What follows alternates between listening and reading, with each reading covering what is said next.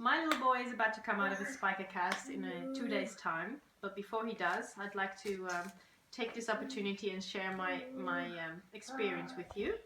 I felt very daunted in the beginning, so if you do as well, hopefully this video will give you some ideas. Now, it's not to take do everything the same as I have, but adapt it so it works for you. So I've laid out what I found useful in these 5 weeks. What you'll definitely need is a smaller nappy.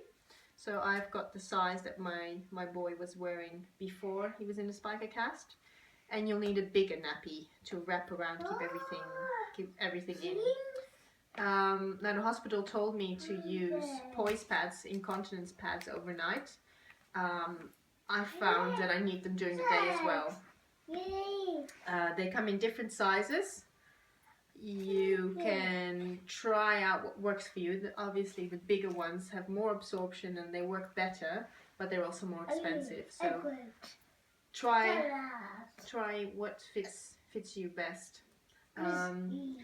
What I also found is that while this nappy was normally perfectly fine to absorb a whole night's worth of wee, it's different in a Spica cast because normally this seals with the skin and makes sure that none of the wee comes out, but because it's not on properly, it's sort of pressed against it, the seal doesn't work.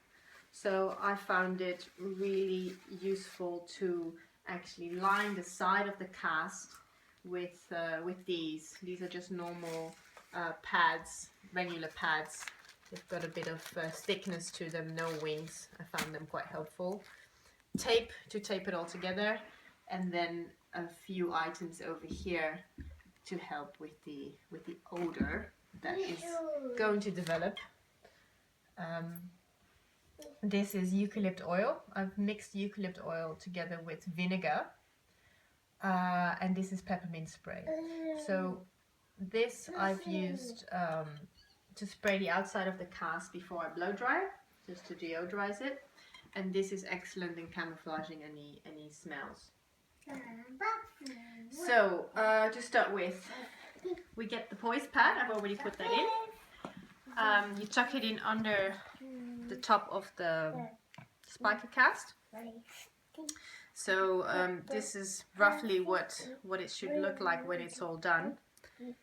When the doctors are all done. This one is obviously a bit dirty, but you will see that will happen when they're wearing continuously for 5 weeks. This is waterproof tape. So if this gets a bit dirty, you can just wipe it off. But as you can see, there's quite large gaps on the top and on the side. So if your little one does a big wee, it can escape from the sides. Same with a poo, unfortunately. And we've had experiences with both leaking through the cast. So I will talk a little bit more about dealing with those sort of incidences a bit later on. So what I suggest you start with, find something that works for you. For me, it's a pad. I've also seen mums that cut up nappies to make them smaller and tuck them here in the sides. So I take one of these, I stuff it in a bit on the top and a bit down here, and then I fold it, and then I take some tape. This is just normal painting tape, which you use to make sure you don't spill paint on the floors. I use it because it rips really easily and it's strong enough to keep things in place. So I tape this down like this. There we go. And now you've got a bit of a barrier, so if it leaks, this is going to soak up the urine first before it gets to the cotton that's lining the cast. Once it gets in the cotton, it smells. It's really hard to get out. Your little one will smell like a public urinal. It's awful. It might happen, but there's ways to lessen the smell. We'll talk about that later. I used to have little breast you know, the breast milk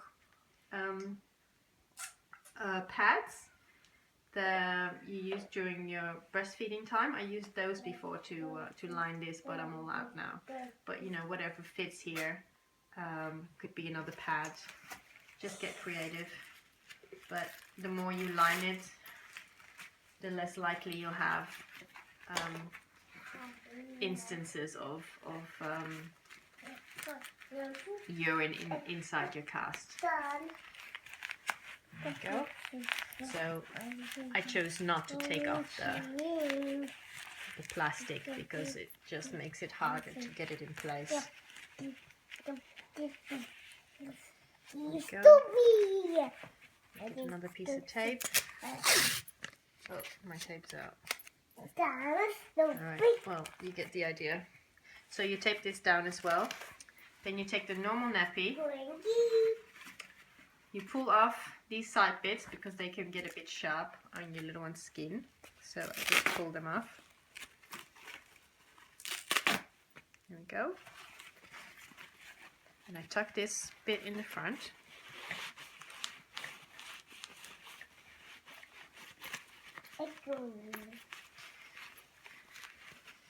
And I tuck this under. There we go. And now it's time for you to turn around, little man. Turn around. Turn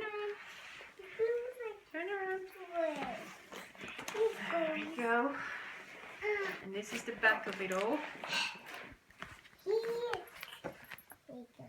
And then you can take another pad and line the rest of the cast with it. I'm not going to do that now because I'm out of tape. And then once you've done that, you tuck in the nappy like so. Make sure it's flat underneath so it doesn't irritate his skin. Get the picture all the way in. Ga eens liggen, schatje. Lie down.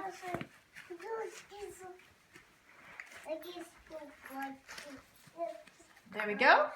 And then to hold it all together, you take the bigger nappy.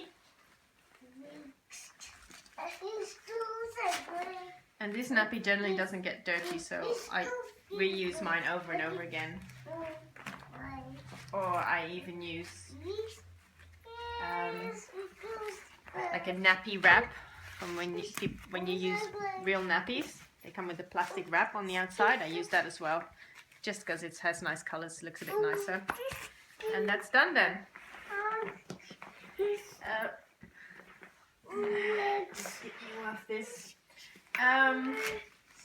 So if you do have leakage, which is very likely that it will happen at least once, you'll see that your little one gets very confident in moving around as you know they get used to being in a Spica cast. When you do have leakage, the best thing you can do is try to get it as dry as possible. So I said before that I like to use this spray just to deodorize. So I spray that like quite a lot on the outside of the cast, like so. And then I take the blow dryer. You need a blow dryer with a cold setting. And one of the nozzle bits helps as well, because the nozzle just can fit right in here in these nooks.